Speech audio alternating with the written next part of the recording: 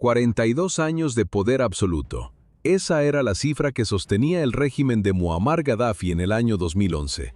Había sobrevivido a golpes de Estado, sanciones internacionales y múltiples guerras abiertas. Parecía intocable, pero en los últimos meses de su vida, todo se rompió. ¿Cómo cayó un dictador que controlaba todo un país? Tenía el ejército y el dinero, pero el descontento social fue más rápido que sus tanques. Libia estalló en violencia. Las calles de Bengasi se llenaron de gritos. El orden se desvaneció en pocos días. Lo que empezó como una protesta civil se convirtió en una guerra civil total. Las ciudades se transformaron en campos de batalla.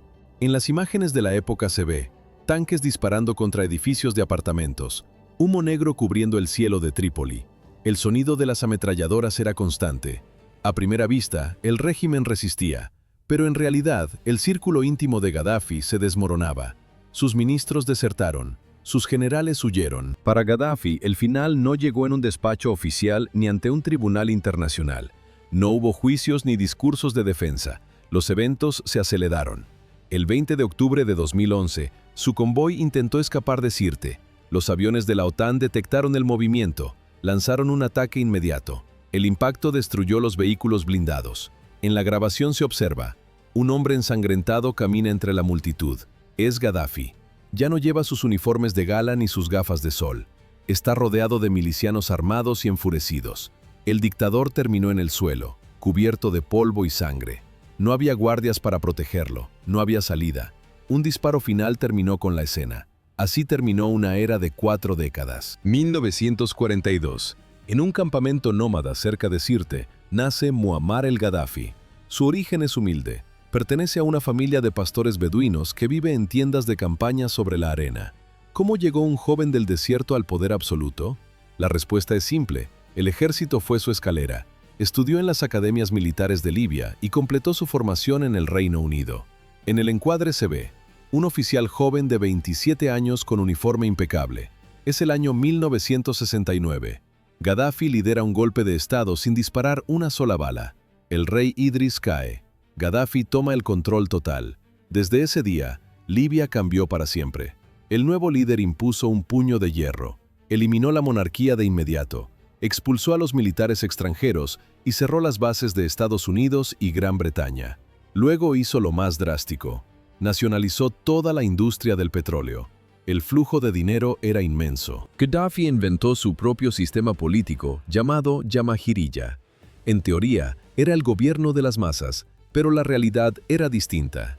Gaddafi concentró todo el poder en su escritorio. No había parlamento real, solo existía su voluntad. Durante los años 70 y 80, el mundo lo miraba con temor. Gaddafi financiaba grupos armados en todo el planeta. Su nombre aparecía en los informes de inteligencia de cada capital occidental. El punto de quiebre ocurrió en 1988. Un avión de Pan Am explotó sobre Lockerbie, en Escocia. 270 personas murieron. La comunidad internacional señaló directamente a Libia. El país quedó aislado. Las sanciones económicas golpearon con fuerza. A pesar del bloqueo, Gaddafi no retrocedió. Se presentó como el gran líder del panafricanismo.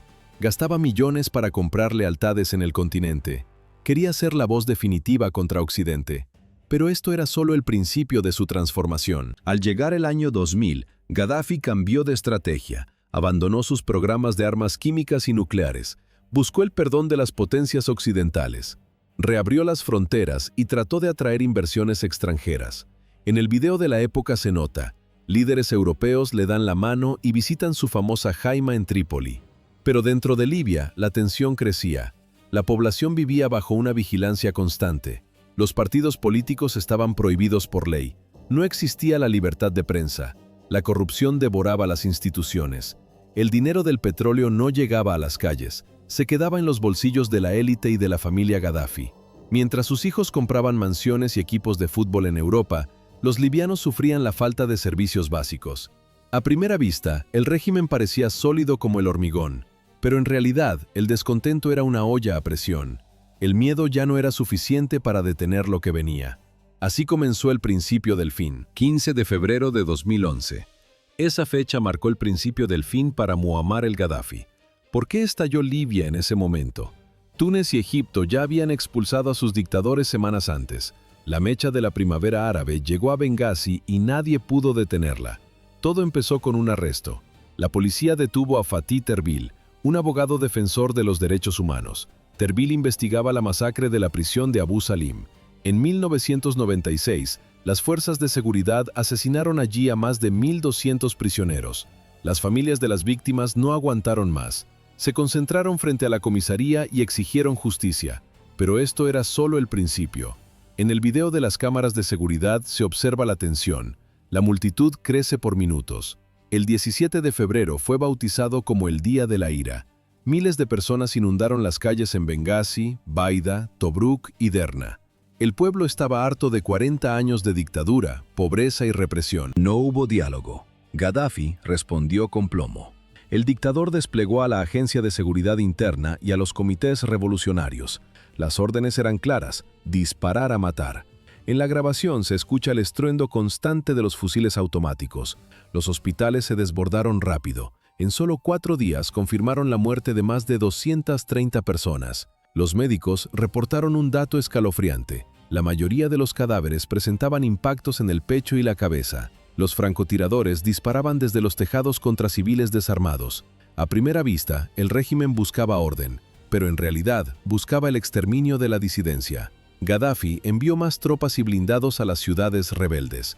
Mientras tanto, la televisión estatal difundía propaganda. El gobierno decía que los manifestantes eran agentes extranjeros o jóvenes drogados. Entonces apareció Saif al-Islam Gaddafi, el hijo del dictador. Su mensaje en televisión fue una amenaza directa. Advirtió sobre una guerra civil inminente. Aseguró que correrían ríos de sangre si las protestas continuaban. Los eventos se aceleraron. La advertencia de Saif al-Islam no era una metáfora. Los militares instalaron nidos de ametralladoras en puntos estratégicos. La orden de fuego real era absoluta. El gobierno cortó Internet y las comunicaciones internacionales. Querían que la matanza ocurriera en silencio. No había vuelta atrás. La rebelión se convirtió en una guerra total por la supervivencia. El 22 de febrero de 2011, la violencia no detuvo el avance de la calle. Al contrario, la represión alimentó la resistencia. ¿Cómo reaccionó el ejército? Parecía una fuerza monolítica, pero la lealtad se rompió por el eslabón más débil. A finales de febrero, las unidades militares clave comenzaron a desertar. En la ciudad de Bengasi, los soldados bajaron los fusiles, se negaron a disparar contra los civiles. La Brigada 36 dio el paso definitivo. El general Suleiman Mahmoud ordenó girar las armas contra el régimen. Gracias a este movimiento, los rebeldes tomaron el control total de la ciudad. En la grabación se ve columnas de humo negro saliendo de los edificios gubernamentales. Las estaciones de policía fueron invadidas. Los manifestantes rompieron los candados de los armeros. Se llevaron rifles, munición y equipo pesado. Para el 24 de febrero, el este de Libia ya no pertenecía a Gaddafi. Pero esto era solo el principio. Ciudades como Tobruk, Misrata, Baida y Zawiya se convirtieron en campos de batalla. Los choques fueron feroces. Los manifestantes ahora estaban armados con fusiles saqueados de las bases militares. La aviación recibió órdenes de bombardear núcleos urbanos, pero algunos pilotos desobedecieron. En lugar de atacar, volaron sus cazas hacia Malta para pedir asilo político. Se escucha el rugido de las turbinas alejándose de la costa. La oposición necesitaba orden. Por eso formaron el Consejo Nacional de Transición. El organismo nació oficialmente el 27 de febrero en Bengasi. Mustafa Abdul Jalil, antiguo ministro de Justicia, asumió el mando. El Consejo declaró que ellos eran la nueva voz del pueblo. Su plan era directo: una Libia sin Gaddafi. Sin embargo, el dictador no se rindió. Gaddafi mantuvo el control férreo sobre Trípoli y las zonas del oeste. Sus fuerzas principales seguían intactas. Entre ellas destacaba la Brigada Kamis. Era una unidad de élite liderada por su hijo, Kamis Gaddafi. Tenían tanques, artillería pesada y suministros constantes. A primera vista, el régimen estaba aislado, pero en realidad, Gaddafi buscó apoyo fuera de sus fronteras. El dictador contrató a miles de mercenarios extranjeros. Llegaron hombres de Chad, Malí y Níger para aplastar las protestas a sangre y fuego. La guerra civil era inevitable. Así terminó la fase de las protestas. Marzo de 2011. La guerra en Libia entra en una fase crítica. Las fuerzas de Muammar el-Gaddafi avanzan con todo su arsenal: tanques pesados, artillería, poder aéreo. El objetivo es recuperar las ciudades en manos de los rebeldes. ¿Cuál era el mayor temor de la comunidad internacional? Una masacre total. Las bombas caían sobre barrios civiles en el este del país. Bengasi y Agdabilla estaban bajo fuego constante. Las pantallas de televisión mostraban edificios reducidos a escombros. No había refugio seguro.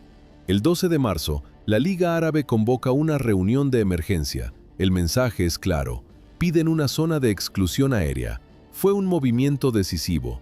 Aquella decisión otorgó legitimidad regional a una intervención extranjera. Días después, Francia y el Reino Unido presionan en la ONU. El 17 de marzo de 2011 llega el momento clave. El Consejo de Seguridad aprueba la resolución 1973. 10 votos a favor, 5 abstenciones, entre ellas Rusia y China. La orden es tajante. Se autorizan todas las medidas necesarias para proteger a los civiles. Se prohíbe cualquier vuelo militar en el espacio aéreo libio. Se exige un alto al fuego inmediato. Pero Gaddafi no se detiene. 48 horas después, comienzan los ataques. El 19 de marzo, una coalición liderada por Estados Unidos, Francia, el Reino Unido, Canadá e Italia entra en acción. El estruendo de los misiles rompe el silencio del Mediterráneo. Se lanzan más de 110 misiles de crucero Tomahawk desde buques estadounidenses y británicos. Los objetivos son específicos: sistemas de defensa aérea, estaciones de radar, centros de comunicación militar. En Bengasi, cazas franceses interceptan y destruyen los tanques que avanzaban hacia la ciudad. La operación recibe un nombre: Odisea al amanecer. Pero esto era solo el principio. El 23 de marzo, la OTAN toma el mando total. La nueva misión se llama Protector Unificado. 28 países miembros y aliados como Qatar, Emiratos Árabes Unidos y Jordania se unen a la ofensiva. El mapa de Libia se llena de objetivos marcados. La campaña aérea es devastadora. En pocos días, la infraestructura militar de Gaddafi queda en ruinas. Cazas MiG-23, bombarderos Sukhoi, bases aéreas completas. Todo es neutralizado. En el video se nota el alcance del daño: hangares quemados y pistas destruidas. La OTAN no solo ataca desde el aire, también golpea lanzaderas de cohetes y convoyes de suministros. En solo 2 semanas, decenas de tanques y blindados son eliminados cerca de Misrata y Sintan. El asedio a las fuerzas del régimen es total. En el mar, el bloqueo es asfixiante. Los buques de guerra patrullan la costa para impedir la llegada de armas. Cualquier barco sospechoso es interceptado. El suministro para las tropas de Gaddafi se corta en seco. A primera vista, el régimen estaba acabado. Pero en realidad, Gaddafi seguía desafiante. Aparece en la televisión estatal. Su discurso es agresivo. Acusa a la OTAN de colonialismo. Llama ratas a los rebeldes. Promete una limpieza casa por casa, calle por calle. Gaddafi asegura que las potencias extranjeras solo buscan el petróleo.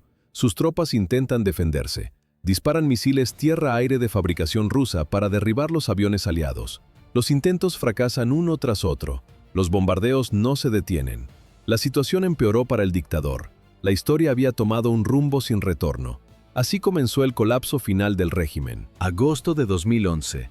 El mapa de Libia cambió de color por completo. ¿Cómo cayó la capital tan rápido? Los analistas esperaban una batalla de meses, pero la realidad fue un colapso total en 5 días. La situación sobre el terreno favorecía a los rebeldes. La OTAN mantenía una presión constante desde el aire. Los aviones bombardeaban rutas de suministro, depósitos de armas y centros de mando. Las fuerzas de Gaddafi estaban agotadas. Los soldados no tenían municiones ni combustible. El cerco se cerró. Grupos armados de las montañas occidentales, el frente de Misrata y el este de Libia, avanzaron en sincronía. El objetivo final era Trípoli. 20 de agosto de 2011. Los rebeldes lanzaron la operación Sirena del Amanecer. No fue un ataque desordenado, fue un plan coordinado con precisión quirúrgica. En el video de la época se observa: cientos de milicianos armados entran en la ciudad. Muchos combatientes ya estaban dentro. Habían sido infiltrados semanas antes de forma secreta. Estos insurgentes locales se levantaron en los barrios estratégicos. Al mismo tiempo, convoyes armados llegaron desde las afueras.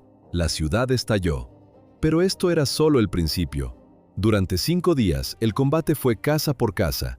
Los barrios de Tajura, Fashlum y Suk al-Huma se convirtieron en zonas de guerra. Se escucha el sonido constante de las ametralladoras pesadas. Los leales al régimen intentaron resistir. Usaron francotiradores en los techos y tanques en las avenidas principales. Fue inútil. La velocidad del avance rebelde fue superior. Los soldados de Gaddafi empezaron a rendirse en masa. Otros simplemente tiraron el uniforme y abandonaron sus puestos. A primera vista el régimen resistía, pero en realidad el control se desvanecía por horas. 23 de agosto. Los rebeldes alcanzaron Bab al-Azizia. Era el complejo presidencial en el centro de Trípoli, un símbolo de poder absoluto durante más de 40 años. El lugar estaba blindado con muros de hormigón, búnkeres profundos y túneles subterráneos. En el encuadre de las cámaras, los rebeldes saltan los muros. Dentro del recinto encontraron de todo: artículos de lujo, arsenales de armas y documentos clasificados. Había restos de comida y ropa tirada. Eran señales claras de una huida desesperada. Pero Gaddafi no estaba allí. El dictador se había evaporado. Los informes de inteligencia confirmaron la noticia.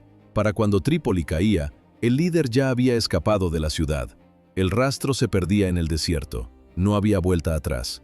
Así terminó el dominio sobre la capital. 19 de agosto de 2011. Esa es la fecha probable del inicio del ataque final. El dictador ya no dormía 2 veces en el mismo sitio. Se movía entre casas seguras bajo la protección de redes tribales leales. Su familia también escapaba.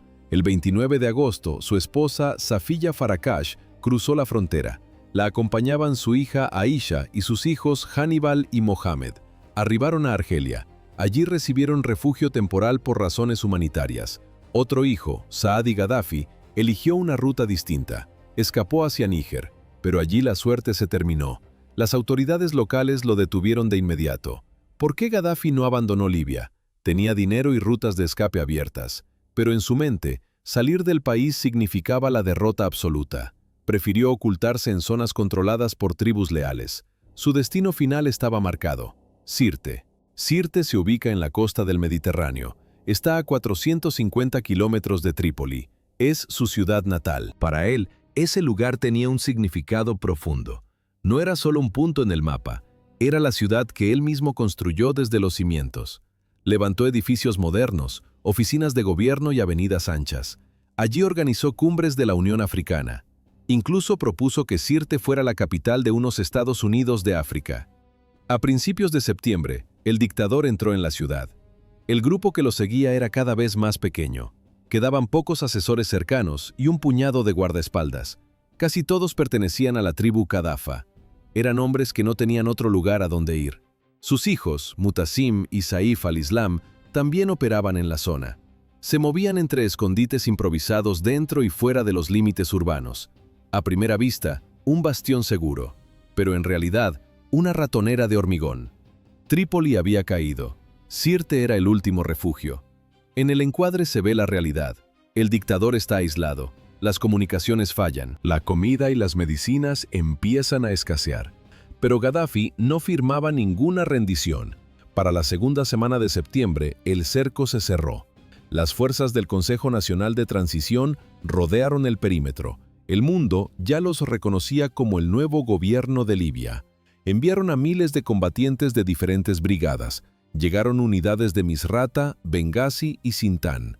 Avanzaron desde el este y desde el oeste. El objetivo era uno solo: capturar a Gaddafi y liquidar el régimen. Los rebeldes esperaban una victoria rápida, pero Sirte no se rindió fácilmente. Los leales al régimen tomaron posiciones defensivas en cada bloque. Había francotiradores en los techos y artillería pesada en los patios. Utilizaron casas, escuelas y hospitales como escudos. En las grabaciones de la época se escucha el eco constante de las ráfagas, pero esto era solo el principio. Las calles eran trampas mortales. Los defensores colocaron minas terrestres en los accesos principales. Instalaron explosivos improvisados en los cruces de caminos. Cada calle ganada costaba sangre. El avance se volvió lento y pesado. El aire olía a pólvora y escombros. La batalla por la ciudad natal del dictador se convirtió en una carnicería casa por casa. Así comenzó el asedio final. Mediados de septiembre de 2011. A esa hora, las milicias del Consejo Nacional de Transición lanzaron el primer ataque masivo. ¿Por qué resistía Sirte? Parecía una fortaleza inexpugnable, pero en realidad era una ratonera de hormigón. El bombardeo fue constante. Cohetes Grad, morteros y fuego de tanques impactaban en los edificios cada hora. Los proyectiles no discriminaban. Al mismo tiempo, los aviones de la OTAN atacaban desde el aire.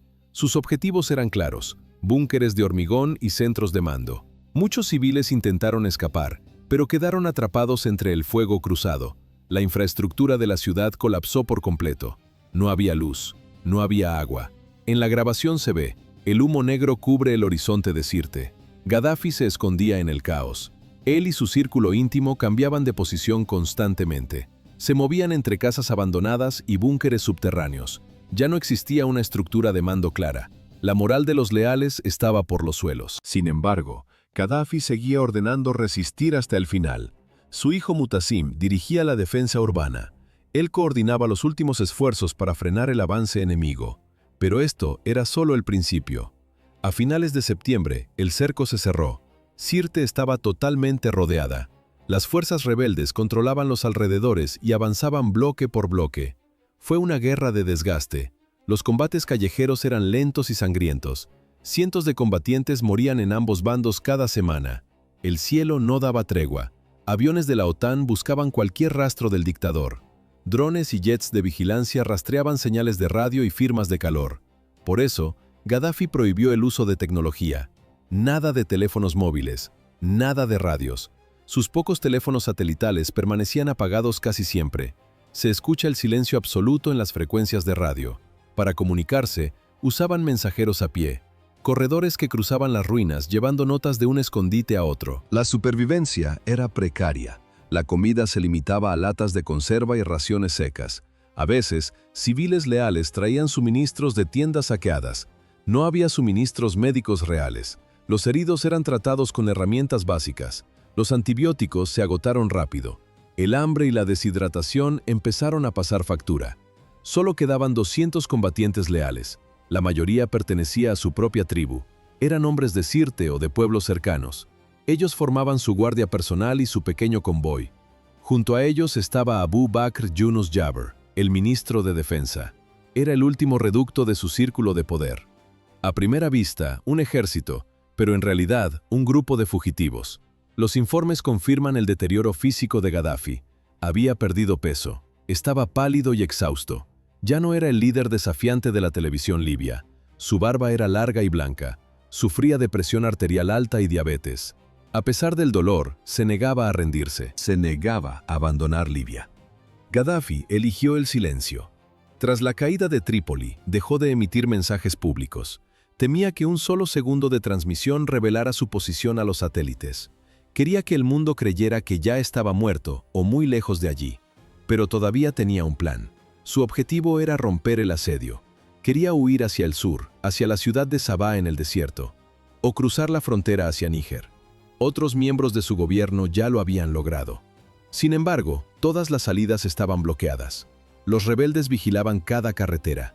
Cualquier convoy que intentaba salir era destruido o repelido.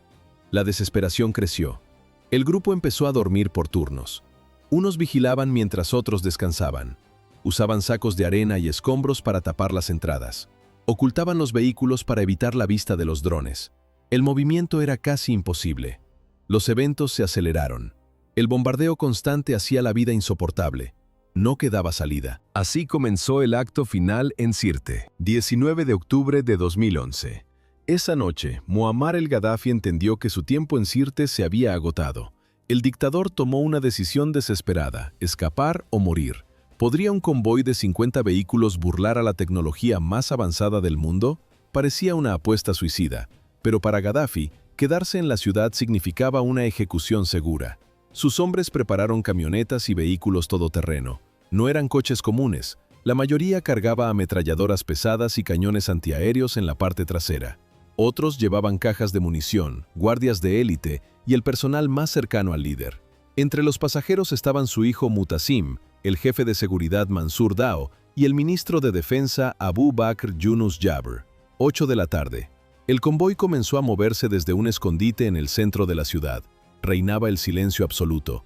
Los conductores tenían prohibido encender los faros. Avanzaban entre edificios en ruinas y bajo la sombra de los árboles para evitar ser detectados desde el cielo. El plan era ambicioso: Querían cruzar las afueras de Sirte y tomar una ruta desértica hacia el suroeste. El destino final era Wadi Samsam. Desde allí, planeaban llegar a Saba para cruzar la frontera hacia Níger o Argelia. A primera vista, la oscuridad los protegía, pero en realidad, el cielo tenía ojos. Drones de vigilancia de la OTAN sobrevolaban Sirte de forma ininterrumpida. La inteligencia de Estados Unidos y Francia buscaba cualquier señal de huida. En las pantallas térmicas de un dron Predator MQ-1 aparecieron manchas de calor. Eran 50 motores encendiéndose al mismo tiempo. 20 de octubre, madrugada. El convoy llegó al límite oeste de la ciudad. El movimiento era lento y errático. A las 8:30 de la mañana, la OTAN dio la orden de ataque. Se registra la acción. Un dron Predator dispara un misil Hellfire. El proyectil impactó directamente en el vehículo de cabeza. El convoy se detuvo en seco. Los neumáticos chirriaron y el humo negro cubrió la carretera. Minutos después, cazas franceses Mirage aparecieron en el encuadre. Lanzaron bombas guiadas por láser sobre la parte trasera de la columna. El impacto fue devastador. Decenas de vehículos estallaron en bolas de fuego. El ataque bloqueó ambos extremos de la carretera. Los que estaban en medio quedaron atrapados en una zona de muerte. Reinó el caos total. Los conductores daban volantazos, volcando sus camionetas mientras intentaban esquivar las explosiones. Los cazas no dejaron de disparar.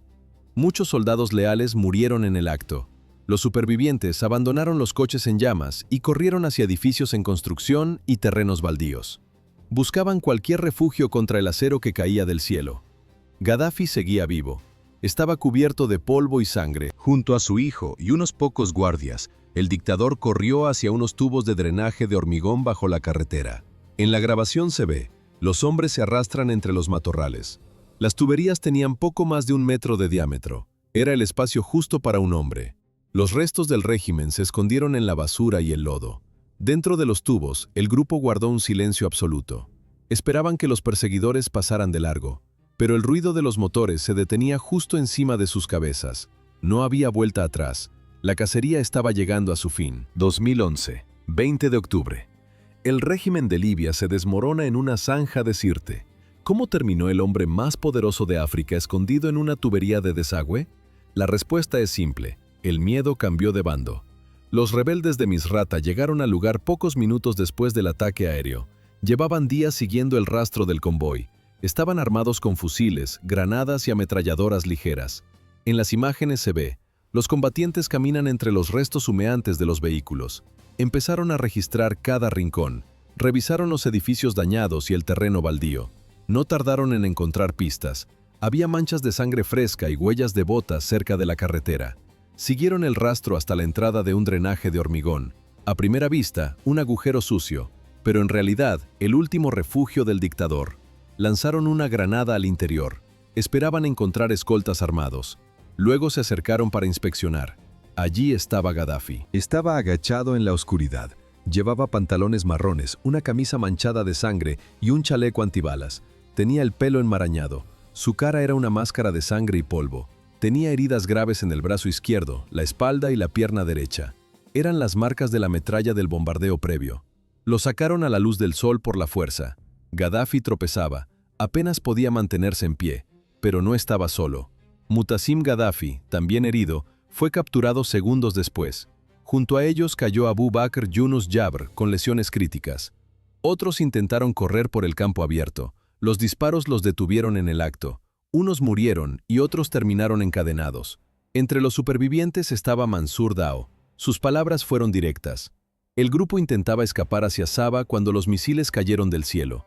Los rebeldes arrastraron a Gaddafi hasta la carretera principal. Lo sentaron en el suelo antes de subirlo a la plataforma de una camioneta. Pero esto era solo el principio. La noticia corrió por las radios y los teléfonos. Cientos de milicianos llegaron al lugar en minutos. El caos se apoderó de la escena. En el video se nota la confusión. La camioneta intenta avanzar, pero la multitud la rodea. Empezaron los golpes. Usaron palos, puños y las culatas de los fusiles. Le tiraron del pelo, le desgarraron la ropa. Le gritaban insultos sobre las décadas de tortura y los bombardeos contra su propio pueblo. Varios combatientes saltaron a la parte trasera del vehículo para golpearlo de cerca. Nadie tenía el control. Las grabaciones que dieron la vuelta al mundo muestran a Gaddafi desplomado. Sangraba abundantemente por la cabeza y el torso. Intentó incorporarse una vez. Lo aplastaron contra el metal de inmediato. La violencia duró varios minutos mientras el vehículo maniobraba por calles estrechas y saturadas de hombres armados. No hubo vuelta atrás. El momento exacto de su muerte sigue siendo oscuro. Los informes médicos posteriores fueron claros. Recibió disparos en la cabeza y el abdomen. Algunos testigos dicen que los disparos ocurrieron durante el forcejeo en la camioneta. Otros afirman que un combatiente apretó el gatillo a quemarropa de forma deliberada. No hubo juicio oficial. No existió una orden de ejecución formal. Nadie reclamó la autoría del disparo final. Lo único seguro es que la camioneta llegó a un puesto de control en las afueras de Sirte. Para entonces, Muammar Gaddafi ya era un cadáver. Tenía la camisa destrozada y los pantalones empapados en sangre. Su cuerpo estaba cubierto de moretones y orificios de bala. Los médicos confirmaron el deceso. 1 de la tarde, 69 años de edad. Así terminó una era. Misrata, año 2011. La ciudad que más sangre derramó durante la guerra recibió el botín final. El cadáver de Muammar el Gaddafi llegó en la parte trasera de una camioneta. No hubo funeral de Estado. ¿A dónde llevaron los restos del dictador? No fue a una morgue ni a un hospital. Los milicianos de Misrata metieron el cuerpo en la cámara frigorífica de un mercado local. Era un congelador de carne comercial. A primera vista, un mercado cotidiano, pero en realidad una exhibición de guerra. Durante 3 días enteros, el frío del metal mantuvo el cuerpo visible. El olor a carne congelada y sangre seca llenaba el lugar. La cámara registra. Cientos de personas forman filas kilométricas bajo el sol. Familias enteras esperan su turno. Al entrar, la multitud se detiene. Los hombres sacan sus teléfonos. Se escuchan los clics de las cámaras y los destellos de los flashes. Graban el rostro del hombre que los gobernó por 42 años. Para unos era el cierre de un ciclo, para otros una venganza necesaria. Pero Gaddafi no estaba solo en aquel congelador. A su lado colocaron otros 2 cuerpos, el de su hijo Mu'tasim Gaddafi y el de su ministro de Defensa, Abu Bakr Yunus Jabr. Los detalles técnicos de las muertes son claros. Mu'tasim tenía orificios de bala en el cuello y el pecho. Jabr presentaba heridas masivas causadas por el ataque al convoy. Ambos murieron poco después de ser capturados por las tropas rebeldes. Los 3 cadáveres quedaron expuestos como trofeos de caza sobre colchones sucios. Pero esto era solo el principio del cambio. El 23 de octubre la situación cambió oficialmente. Solo 3 días después de la captura, el Consejo Nacional de Transición declaró el fin de la guerra civil. Los números eran devastadores. 8 meses de combate, más de 30.000 muertos. Libia tenía nuevos dueños, pero el país estaba en ruinas. Una vez terminadas las visitas públicas, surgió un problema logístico. El entierro no podía esperar más. El cuerpo empezaba a descomponerse a pesar del frío. La noche del 25 de octubre de 2011, se tomó una decisión definitiva. Los milicianos cargaron los restos en un vehículo. Condujeron hacia el oeste, internándose en la profundidad del desierto libio. Bajo la oscuridad total, cavaron una fosa en un lugar remoto. No hubo lápidas ni marcas. En el encuadre actual, solo se ve arena. Hasta el día de hoy, nadie fuera del círculo militar conoce la ubicación exacta de la tumba. El secreto es absoluto, para evitar que el sitio se convierta en un santuario o en un objetivo de profanación. ¿Cómo terminó realmente su vida? El final fue violento, rápido y caótico. Fue el reflejo exacto del sistema que él mismo construyó durante décadas. Quedan preguntas sin respuesta en los archivos. ¿Quién apretó el gatillo final? ¿Por qué no lo llevaron ante un tribunal internacional? ¿Pudo haber terminado de otra forma? Las dudas persisten entre los historiadores. Pero para la población en las calles de Trípoli y Bengasi, los detalles no importaban. La noticia era una sola. Su muerte significaba que el régimen ya no existía. Así terminó una era.